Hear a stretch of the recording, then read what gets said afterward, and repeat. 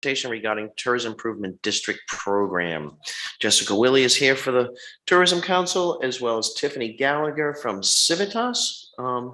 So with that, I'll let Jessica open it up. Yeah, I'll be real brief. Yeah, we also just know that we did hear from Julie. Yes, thank you. I did. She did CC me. Okay. Yeah, Julie, been just in support, and sorry she can't be here. Some of my other members are on the mainland, but so I've talked to you a few times about the tourism improvement districts and what it means and what they mean, and it's a little bit confusing, I know, and so I wanted to have an expert talk to you all because I'll take it back a little bit. The Tourism Council had wanted to do this, or I had wanted to do this for many years, but there isn't a law at the state level that would allow us to set this up on Block Island. It does allow it in other areas of the state. So we asked Civitas to prepare legislation for us that would allow Block Island to have this type of district in the chance that we wanted to do it in the future. During that time, after that was done, before we got up in front of the State House, Providence put in a bill, which Tiffany is going to talk about, that would cover the whole state. So we no longer need, at this point, we don't think, support from the town for our legislation. This legislation that is in there now and had a good reception at the State House would cover us. So that legislation, if a tourism improvement district does move forward, would need the approval eventually of the town council. So I want you all to be aware of what's going on. If we do end up moving this forward, we want to move it forward together with, I would like to move it forward together with the town council. I'd like the town council to be on board, to be part of the conversation of what this district would look like, and so on and so forth. So I just wanted Tiffany to come in to explain some basic information, some examples, and she's really the expert. So Tiffany, I'll turn it over to you if that's okay. Of course. Thank you. Again, I'm sorry for the delay, technical crosshairs. However, could you please allow me to share my screen? Sorry. It says I'm disabled. Speaking of technical difficulties. I'll give a brief introduction on me. So my name is Tiffany Gallagher, Vice President of Operations for Civitas Advisors. Civitas Advisors is a law firm based out of Sacramento, California. We are outside of the bounds of California. We are a consulting firm, and we specialize in the formations of special benefit assessment districts, particularly to benefit tourism-specific businesses. And so I'll give you a bit of background on the mechanism and its evolution. So it began roundly 20 years ago, 1990. There was a group of hotel operators in West Hollywood, California, looking for supplemental funding to drive demand into their hotels above and beyond their existing funding model, which was the bed tax model.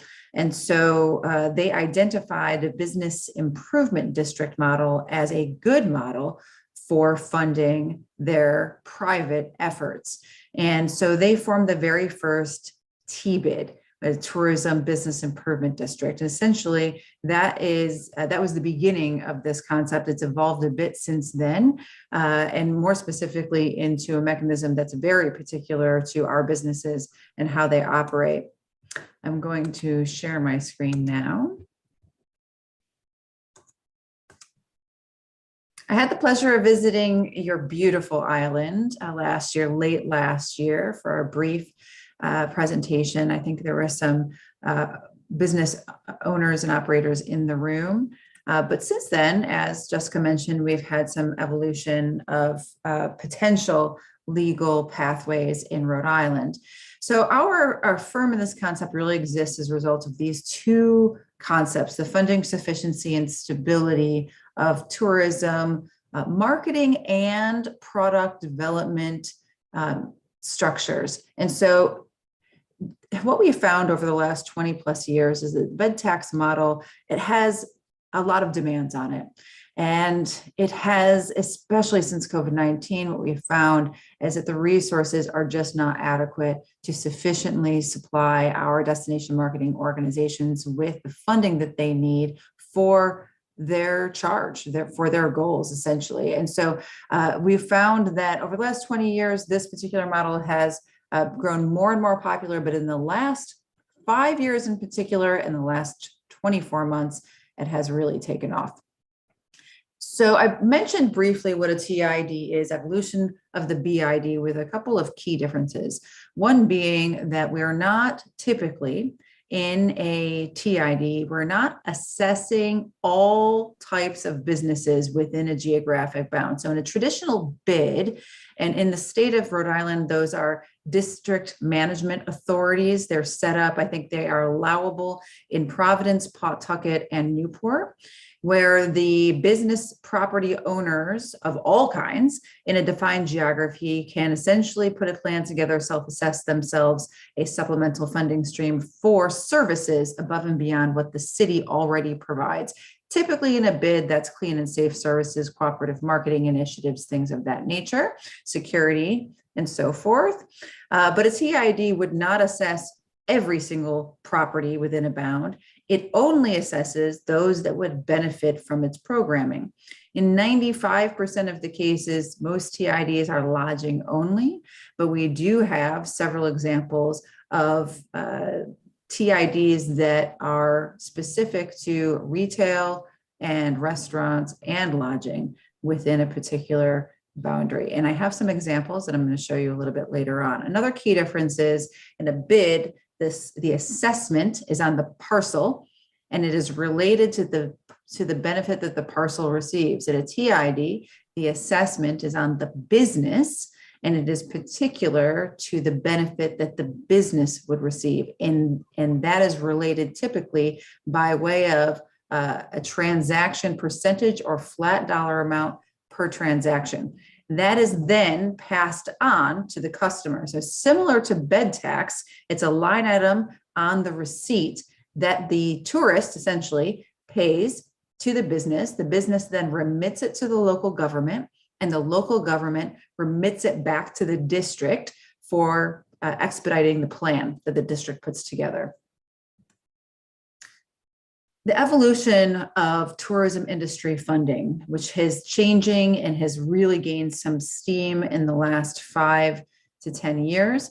Our existing mechanisms, some characteristics on the left-hand side of my screen, no defined term. Tourism improvement districts do have a defined term. They're not in place forever. They're only in place for the term that the businesses want them in place for, which coincides with a plan that they put together. Membership models and bed tax models create competitive inequality. It allows for non-participating businesses to free ride where there's memberships and or where there is just programming that only certain folks pay into. It is generally, the bed tax model is generally the primary source of funding for tourism, requiring an annual effort and resources to retain the funding, which takes our time, effort away from our charge as an organization. Creates some inability for long-term planning. It's a little uncertain what the future looks like in these models, and resources are not proportionate generally to the economic impact that is expected and produced. And so we often will relate this mechanism back to what a typical corporation will do in terms of funding its efforts. Typically, corporations have budgets related to their goals respectively, and that generally is proportionate to the amount of revenues or economic activity that they choose to goal towards, or that they hope to have in an outcome. In tourism, it's generally not that way. Generally, the allocation is related to how it fits into the overall jurisdiction's goals and ability to fund. TID's specific term and plan put together, managed and approved by the stakeholders. This requires the stakeholders to put together a plan. It requires them to pass the plan via a petition process. So without a vote of the stakeholders, this cannot move through. So I think this is a key element. It's very different than taxes because there is a requirement the stakeholders vote yes to move this through. And we'll talk a bit more about the specifics around that in just a bit. So again, legally, accountable to a district plan. A key difference between taxes and assessments is that assessments are legally bound to benefit the payer in proportion to the amount that is contributed, which is very different than taxes. That is a security blanket for both the jurisdiction and the stakeholder. TID funds cannot be diverted. They are particular to the plan that the stakeholders put together. TID funds cannot be spent outside of that plan, thereby securing the outcome and securing the benefit nexus required by the law. The funding is stable and protected for the term, and it is something that can be used to plan long-term. Legally protected and politically protected. So the term dictates how long the district is in place. The plan is in place for that term, regardless of who is elected, regardless of what changes in the jurisdiction. Tiffany, can I interrupt you for a second? One of the councilors has a question. Of course. Thank Hi, you. Tiffany, it's Keith Stover. On this slide where you compare, you have the evolution of tourism. One of the points you make is that the sort of broad taxation or other models, membership models, can lead to free riding. How do you eliminate that in the TID? It sounds like if you have a tourism improvement district, the benefits can only flow to those who voluntarily pay. How do you make that? How do you keep free riding from happening? You know, for example, if the national and the surf decide that they want to be in and they need security guards, would they only stand on the sidewalk in front of the national and the surf? You know, I mean, how does that all work? I think maybe I wasn't clear in what, and I apologize for setting this up the wrong way. So it's not voluntary. So once this is passed amongst the stakeholders and there's a threshold of passing that's required, and a little different from the draft that we put together for you versus the draft that's introduced at the state level right now. And I'll go through the actual particulars. But once the threshold is met and it's passed, it is compulsory for the term. So all businesses that would benefit from the programming must pay in for the term of the plan. Does that help you? This is Sven. So the real question is, if to follow Keith's example, if the national and the surf are in, and one of the ins is security, following Keith's example, Sure. but the hotel that's next to them, just pretend the Blue Dory or something, or Darius, they're not in. Do the security guards stand at the national and the surf and aren't at the Darius, or how does that work? All hotels are in, sir. No, I was just gonna. Yeah, all hotels are in. So if it's passed, all businesses are in. It's not voluntary for individual hotels. Right. Right. It's compulsory. Once this is passed amongst the stakeholders, it's compulsory for the term for all businesses that meet the benefit structure. It's not every business, but let's say we decide that the steering committee decides that it's gonna be on all accommodation, blah, blah, blah. Then we get all those accommodations together in a petition process, say, you want this, it's gonna benefit you. And they all, and 70% of them are, I'm not sure what the threshold is, Whatever. will say, yes, we want it, then it moves forward.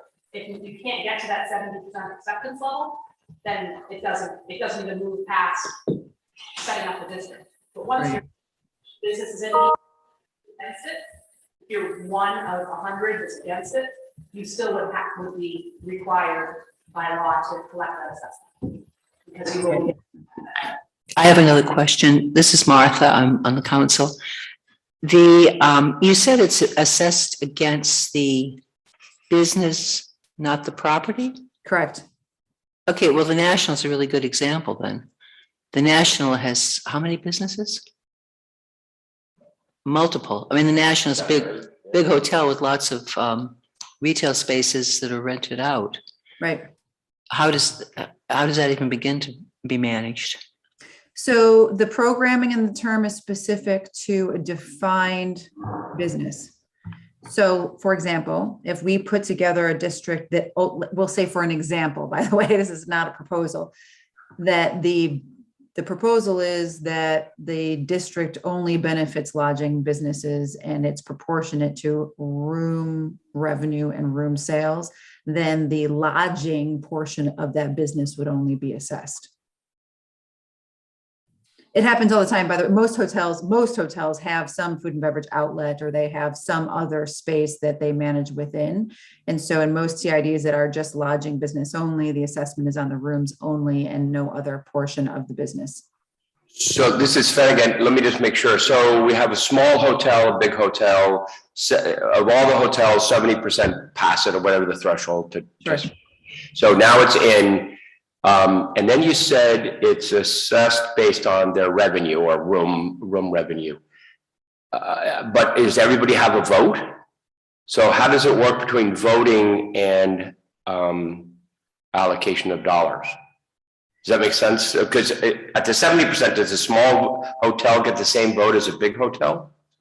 Yes. Well, so the way that we have it structured is via two potential voting processes, which the jurisdiction gets to, and I go over this a little bit later, but there's two potential ways that you could choose to have the voting. Let's say Block Island, you all are a little different, a little unique, because you have many very specific businesses that benefit from tourism, which is very different than, say, a Providence. Their programming, they plan only to assess lodging, and they plan only to do room night generation activities.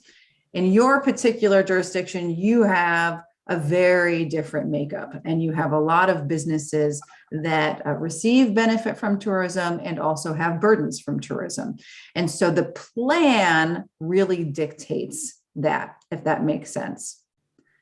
Is that helpful? So the plan then decides what the programming is particularly, and then how that benefits those that are paying in. So it's, and the structure of the approval process is related to that. So if you have a transaction-based assessment, let's say on Block Island, it's per transaction, and that also assesses restaurants and retail, then the approval process would also be by contribution of assessment dollars. So the more a business would pay potentially into the district, the higher the weight of their vote. Smaller the business, the lesser the weight. It's not a one business, one vote. That makes a lot of sense. Let me give an example. I know we're on Zoom and it is a public meeting. But let's just say that the 70%, when they all voted, they didn't want security guards, they wanted a shuttle. And Sure. they wanted a shuttle to, different points around the island or something of that nature. Yes. And it's just hotels. Let's keep it there for the minute. So basically then the shuttle would go to each hotel, pick up in some cycle and route, and basically have a route determined by the hotels, right? Or by the membership. Sure. I mean, it could be, however they I would decide. think it would, obviously, they would have to have approval. Of course, between the police and everybody else, of course. That's a good example that was brought up before, Tiffany, it's Jessica, that there's a group of hotels near the airport that really want to. Right, So right. they form their own improvement district, and that's what they use the money for. It pays for those in California, so it pays for the shuttles, for all those hotels near the convention center to run this shuttle. That's right. That's right. We have districts that have hotel transport from hotel to ski lift areas directly to take cars off roads, things of that nature. So, but yes, and it's really, it is up to the district to decide how they want to spend those funds and how, and they are required by law to benefit those that pay in proportion to contribution. So they would have to benefit all. There could be programming that would be more specific. Let's say there would be programming particular to maybe just the hotels and the main strip, and there may be some outliers that don't get benefit, but then there might be particular programming for the outlying hotels that does not bring benefit to those that are on the main road. And so it has to be balanced through the program, if that makes sense. So not every single expenditure has to be exactly perfectly proportionate for everyone,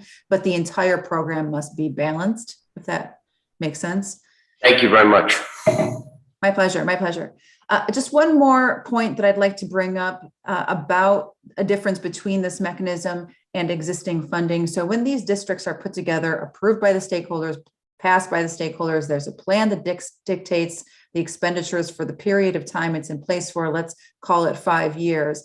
If those businesses are not receiving the benefit that is promised by the plan and the formation, there is a procedure built in to dissolve the district midterm.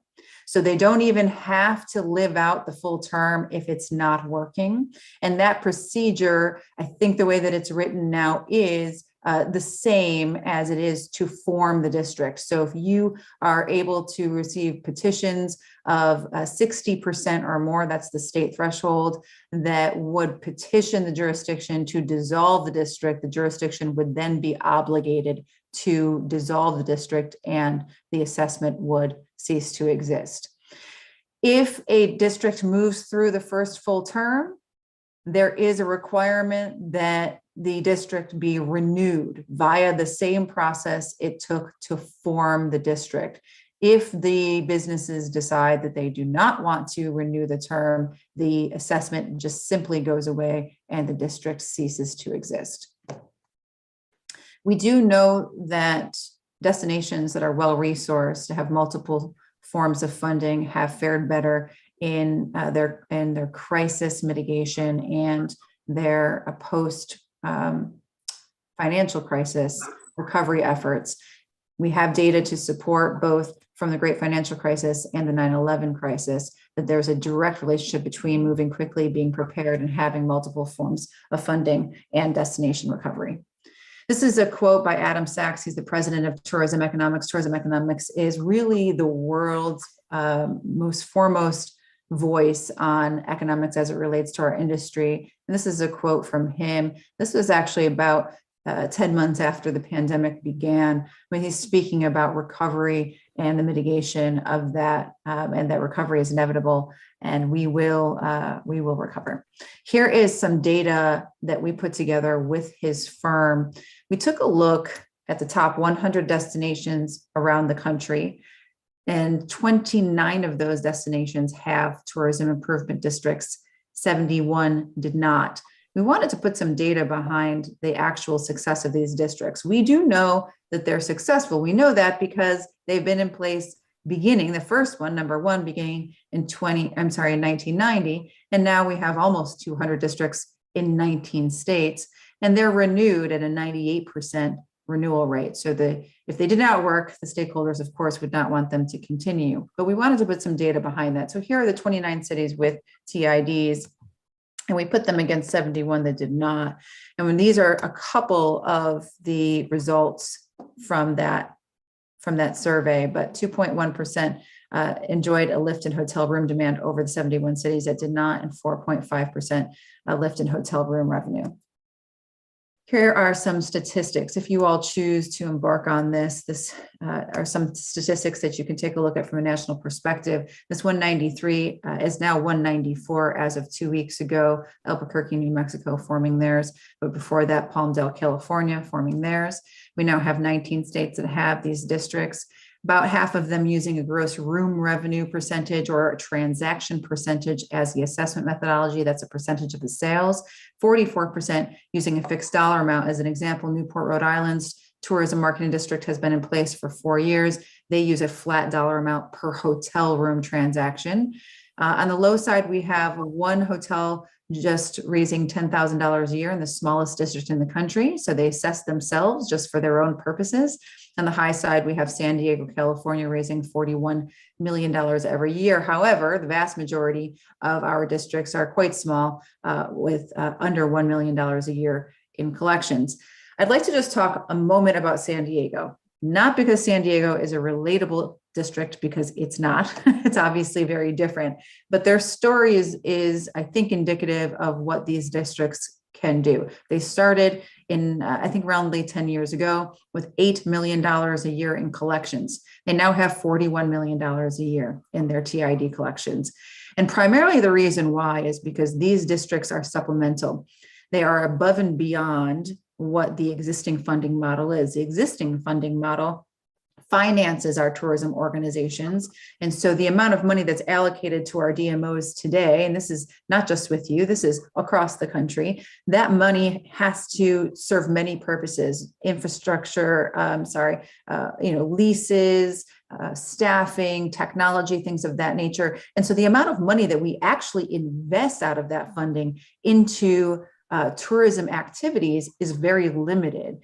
This mechanism is 100% dedicated to whatever the programming is that the stakeholders would like to do. It could finance some staffing needs, but only if the stakeholders decided to do that. But most of the time, this is just supplemental for programming. And so what ends up happening is it allows for tourism to grow. And when tourism grows, TID revenue grows, not just TID revenue, bed tax revenue grows, sales tax revenue grows, and it's compounding in nature. Because it is a private model, it's required to stay with that district and get reinvested. And so what we find is these districts grow over time and do really great things. This is a map that shows the districts with active TIDs in blue. New Mexico is now blue and not yellow.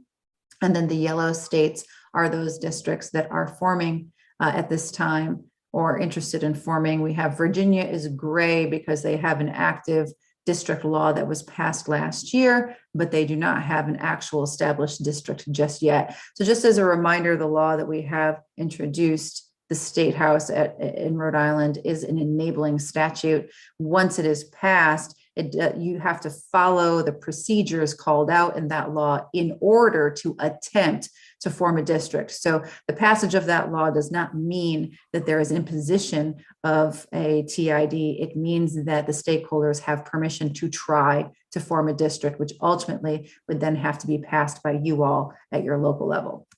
Excuse me, just real quickly, I know we'll get into it a bit more, but are you working with Providence and driving this through the State House, or is you not involved? Oh, no, I'm very involved. We drafted the law. I've presented now twice. I was, Jessica, 3 weeks ago, I think I was there. And then the week before, presenting education sessions, actually just like this one. That's fine. Thank you. There's a unique political opportunity. So speaking of which, I have never seen more receptive folks to this mechanism than I have seen now. I've been doing this work for 5 years. And I think one of the silver linings of the COVID-19 pandemic was that we really missed tourism, and lack of tourism really did affect our communities. And so this really is a mechanism that does not require any local money or resources, but simply, I want to say simply, but a policy decision from you all to really allow our stakeholders to self-recover and self-assess themselves for their recovery efforts. This is a structure of how this process would look on the ground in your jurisdiction. So the very first step would be to establish a steering committee. There's a plan required, and that plan ultimately is passed via the petition process we spoke of, but we need our businesses to come together and put that plan together. So a steering committee is established that is composed of generally 8 to 10 folks that represent leadership and diversity amongst businesses that would prospectively be in the district. They put together a proposal of a district plan. That proposal is then introduced to the community for feedback and for modification until we have a district plan that we feel that our community at large can support. Once we have that and the jurisdiction has approved it, and when I say approval, I mean have reviewed it and made sure that it's in compliance with the law, we then would move out to petition process. Petition threshold at minimum is 60%, either by contribution of rooms, if it's just a lodging district only, or by contribution of assessment revenues, transactions, if you will, if it is a multi sector district. Once we've achieved that threshold, we would then bring it to you all for formal vote and formal approval. I'd like to mention that when we do these district formations, and you asked if I was particularly working with Providence, and I am, I also personally guide the formations of these districts. And we do not put together district plans and go through a petition process with the objective of just achieving the minimum requirement. We feel and have practice and experience that the success of these districts is dependent on the vast majority of our businesses agreeing to these districts formations. And so when we move through these formation processes, we seek to at least achieve a supermajority, if not more, in approvals. And of course, whatever thresholds you all feel is appropriate. But the law that is introduced has a 60% threshold. By the way, that 60% threshold was chosen because the DMA statute that has been in practice for many years also has a 60% threshold. Here are the key provisions of the proposed law. So these are the particulars. And so I have them here. We also can send along, if you do not have it, the draft that is introduced at the state level. So it would enable all jurisdictions to be able to form districts. So right now the DMA statute does allow for this with some limitations, but it's only available in 3 cities, unfortunately. It is a business-based assessment methodology, not a property-based assessment, as mentioned before.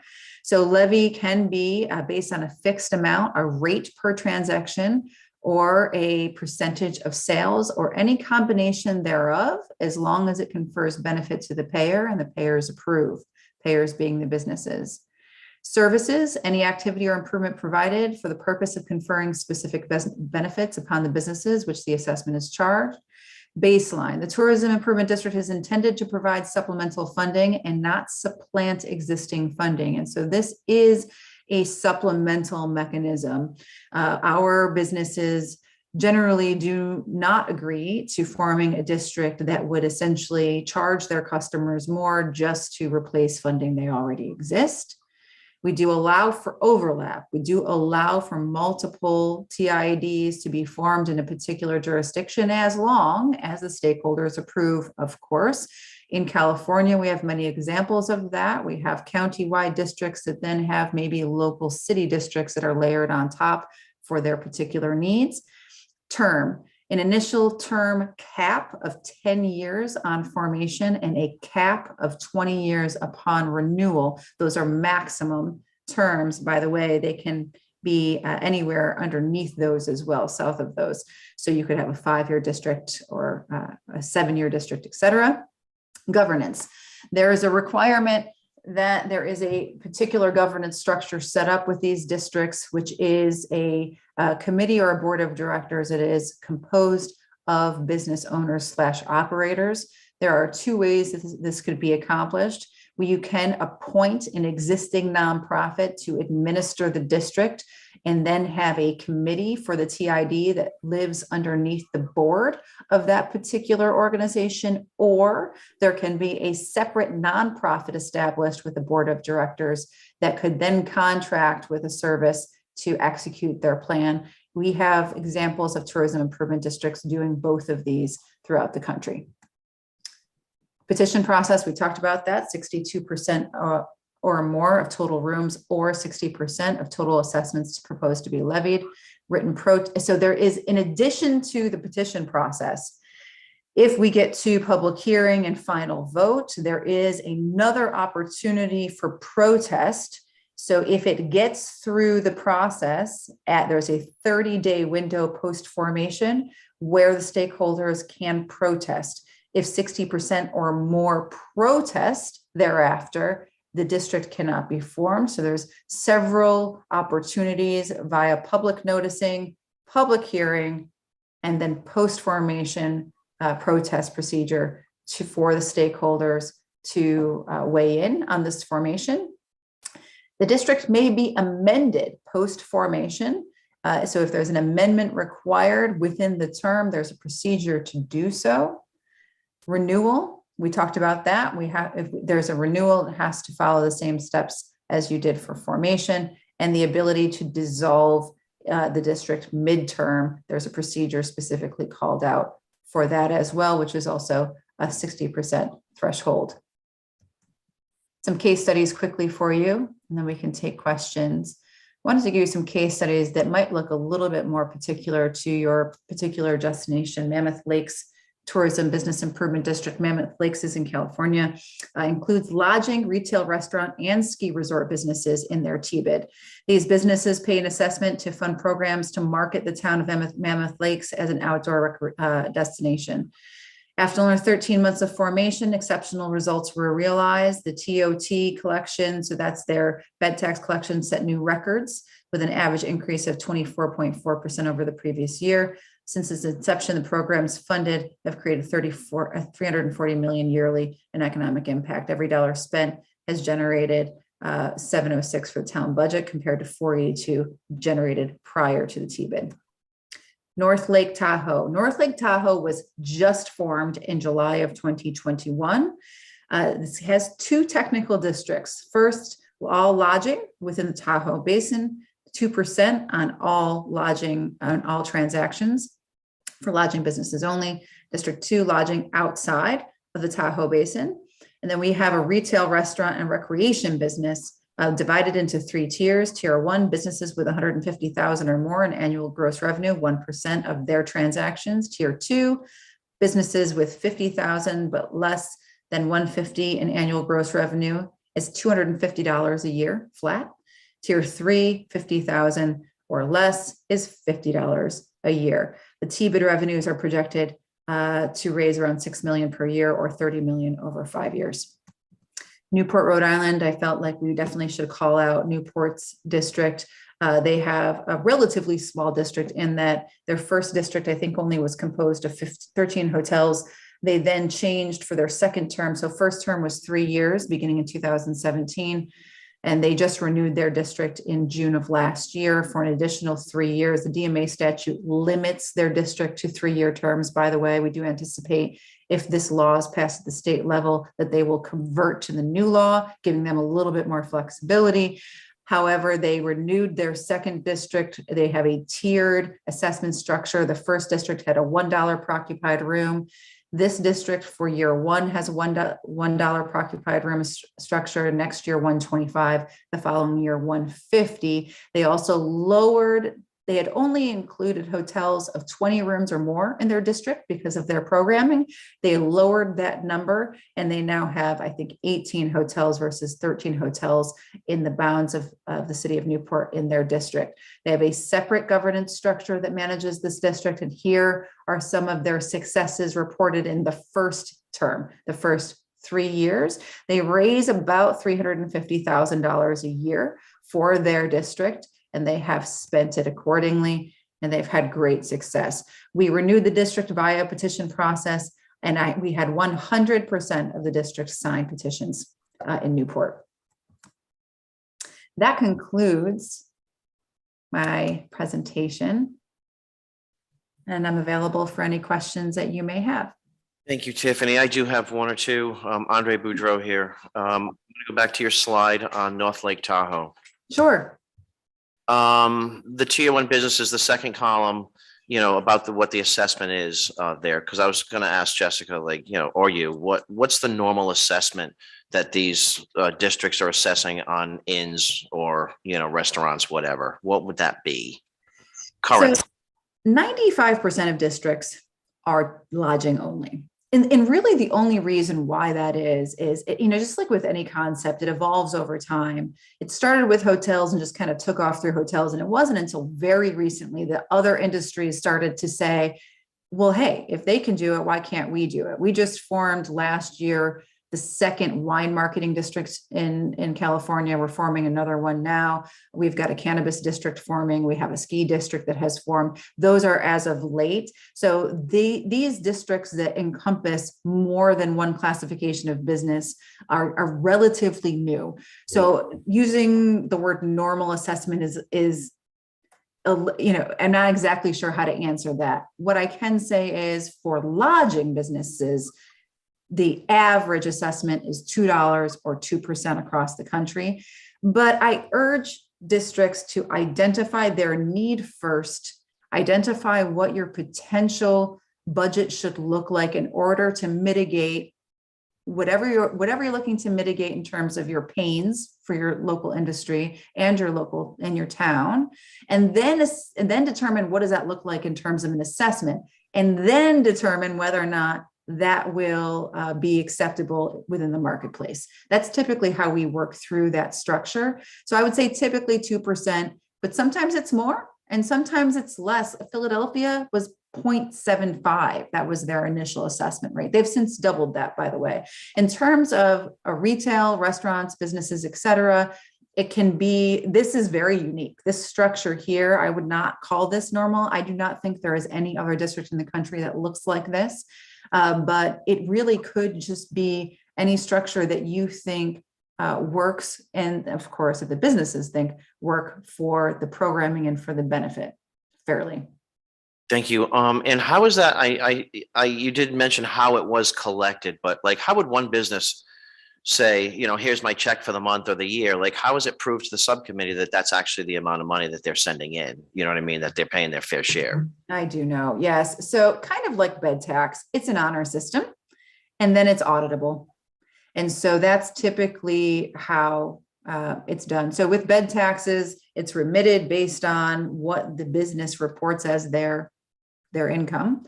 And then there's an audit process every year, every couple of years, just kind of check that. There are ways reporting wise that we can balance that out. There are agencies that exist that have access to databases, et cetera, that can give us a good idea, but it is generally the honor system.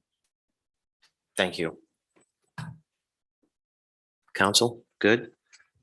I've got one or two additional questions. First of all, thank you for this review, and it was great, good update.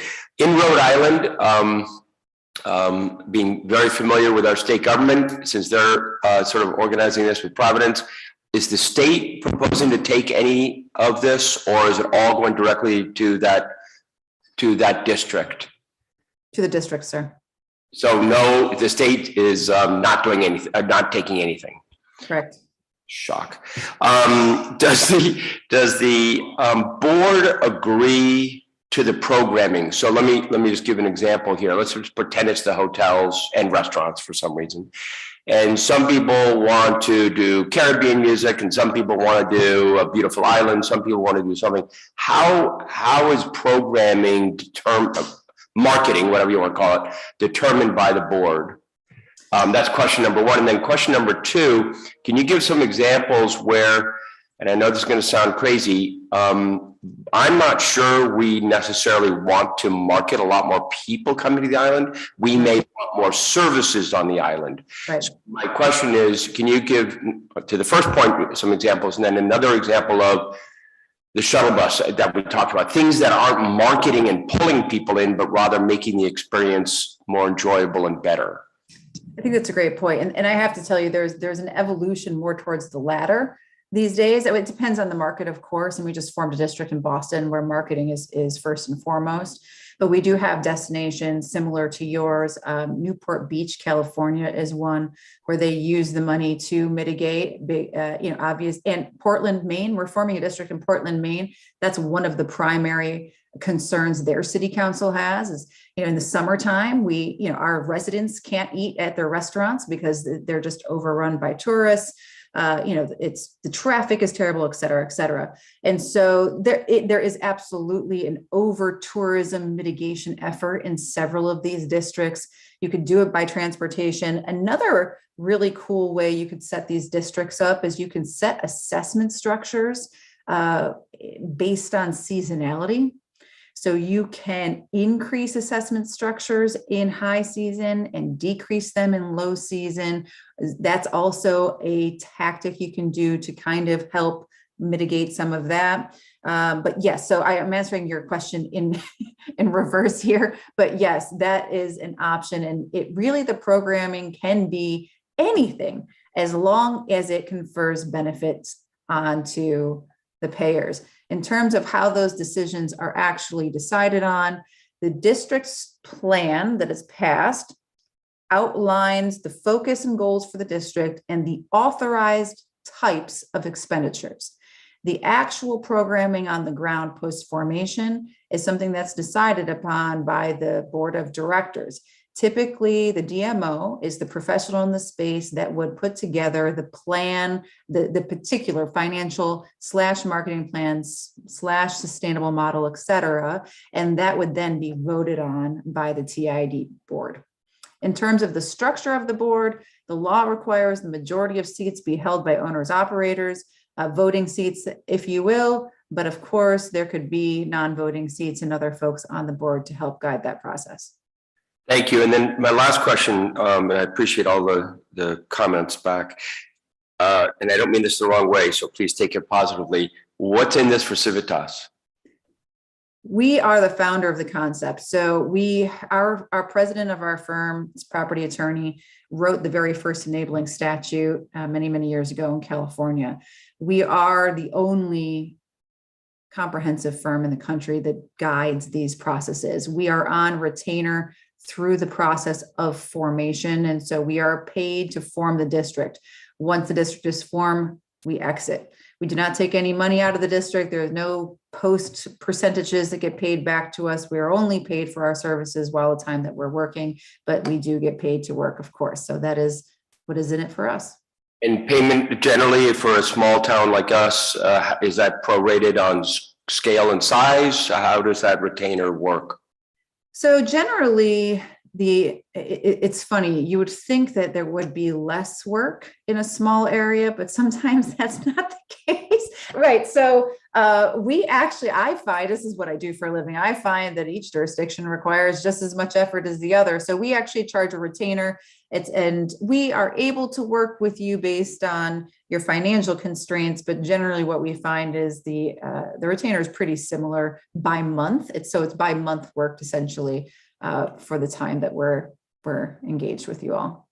And I'm sorry to be so blunt, is that a generally on average of all the ones you've done, a $50,000, $100,000, $1 million? Give us a rough ballpark, just so we understand what the size of the apple is.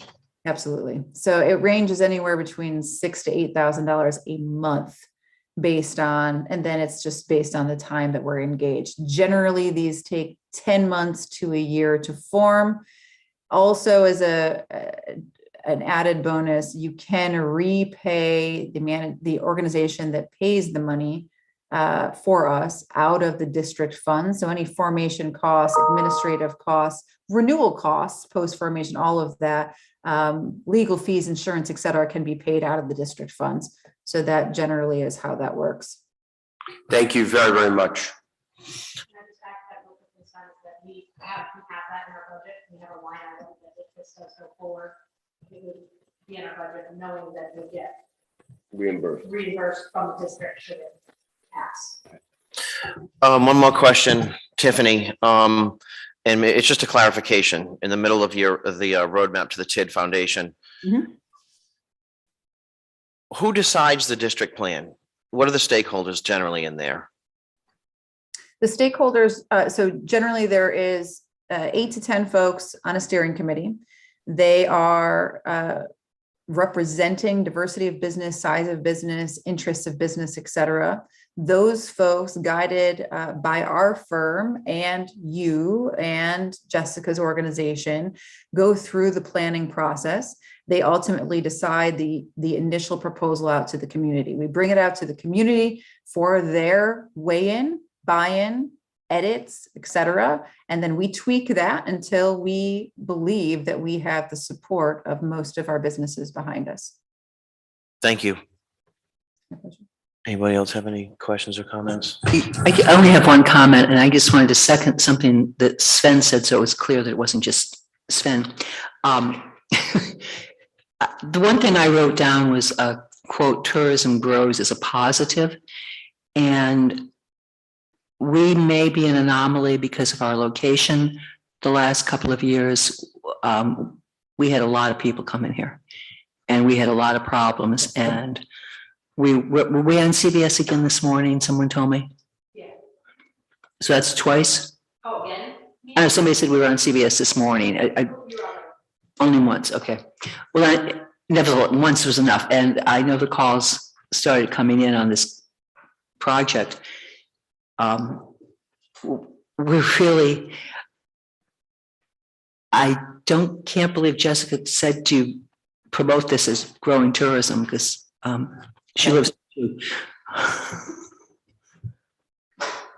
Yes, and most of these districts are used to grow tourism most of the time. However, if you are as blessed as you all are, and that you have folks that are coming all of the time, and you need to use this money to mitigate any of the negative effects of that. Again, we do have districts across the country that are using their money to help make it a more enjoyable experience, keep your streets cleaner, beach regeneration, transportation services, things of that nature, to help alleviate the pressure of over tourism. That's the term is over tourism.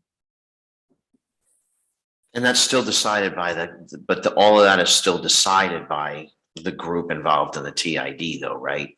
Correct. Okay. That's Thank- correct. But the steering committee, which would, I would think, have somebody involved from the town, would set the parameters. So in other words, if the steering committee said, we want this to be all about marketing, and then went forward, or we basically said, well, we want to be all about the transportation. And then the business said, no, we don't want that. Okay, back to drawing board, steering committee says, okay, we're gonna do it all about marketing. No, we don't want that either. So it really has to be the best for everybody moving forward, or it's not gonna go anywhere. Because I've been researching this for a long time, knowing, like Margaret just said, and I did email Tiffany about this last night. It's not technically, generally, people do need the stable funding. Marketing organizations that are formed because they're required to market needs stable funding, and they don't have it. We talk about this all the time. You're up at the state and say, we're not going to give you your 45% anymore. We're only going to give you 25%. How do you, set your budget? So this is stable funding, but it doesn't have to be used for traditional, get more people to come to Waukesha. It definitely be used should everybody decides that's the best for mitigating tourism. Mammoth Lakes is one that I think does a really good job of that. They talk about that all the time. That sort of new phase. And also, I just want to make one other comment, because I was here last night, as you know, that in this budget time, there are a lot of people out here, and there are a lot of people who don't necessarily pay into the tax structure, especially day trips. But you had an 80%, 79% increase in hotel and cottage shacks, and you had a 30% increase in your food tax, which is helping you get to where you need to be in your budget. You have a much more difficult budget right now if you didn't have that increase, and that increase isn't driven by more hotel rooms on Long Island. It's driven by a different visitor who's willing to pay more and stay longer into the season. So obviously there is a benefit to some tourism, but 100% agree with Martha that, I wouldn't like to use for straight marketing to get more people to come to Long Island right now. People that are willing to spend more and have more. Isn't that what you just said? Well, I think. Oh, yeah. And pay No, more. Just in general, it's cyclical, right? So right now, we're up here, tourism tax wise, it's gonna, to take you back 6 or 7 years when everybody was saying, you're not doing enough advertising. There's nobody here, you're not doing enough. And it's, that was only 6 years ago, and there's not enough money in the budget, and there's, whatever. And now we're at the peak again. So it's cyclical, it's gonna come around, and at different times, there's different needs.